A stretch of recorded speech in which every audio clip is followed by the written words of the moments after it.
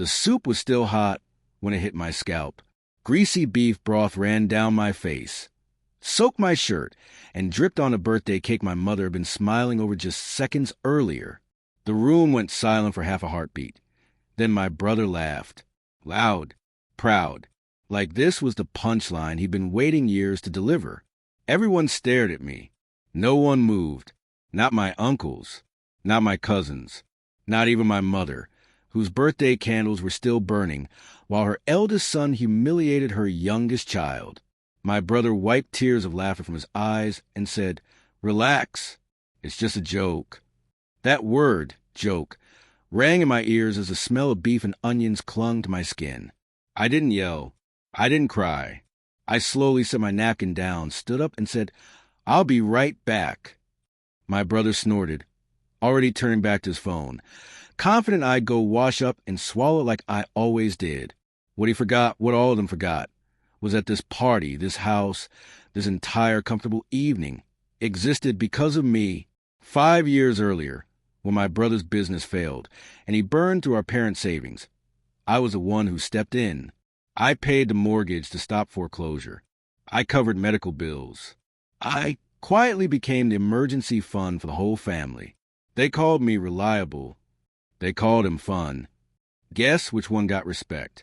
In the bathroom, I cleaned my face and looked at myself in the mirror. Beef soup stains on a shirt I'd bought just for this birthday. A grown adult who'd just been publicly disrespected and laughed at. I smiled slightly, not because it was funny, because something inside me finally snapped into place. I pulled out my phone. 2 months earlier, my mother had begged me to help one last time. My brother needed capital for a new opportunity. She promised this time would be different. Against my better judgment, I agreed, but with conditions. The money went into an account I controlled. I paid vendors directly. Every expense approved by me. The balance? Still untouched. The same balance meant to fund my brother's big relaunch announcement, scheduled for the end of this very birthday dinner. Back at the table, my brother was reenacting the soup moment for laughs. People chuckled awkwardly. My mother forced a smile, eyes darting everywhere except at me. I sat down calmly, picked up my phone, and canceled every pending payment. Venue deposit, gone.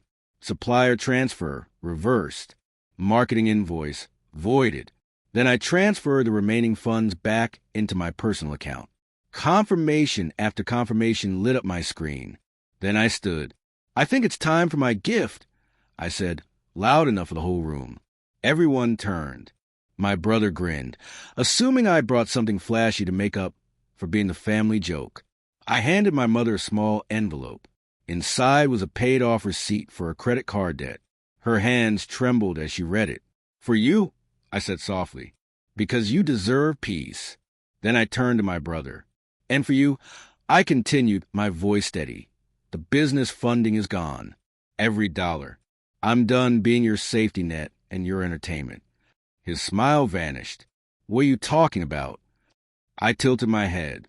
"Relax. It's just a joke." The room erupted. My brother stood up, shouting, demanding, calling me dramatic. I didn't argue. I just walked to the door. Behind me, my mother finally spoke. "Why would you do that to your own sibling?" She asked him, not me.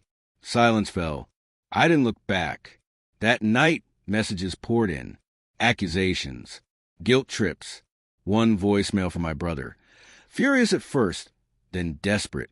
"You embarrass me," he said. I almost laughed at the irony. Weeks later, I heard his business never launched. Partners walked. Reputation damaged. The family dinners got quieter. Respectfully quiet.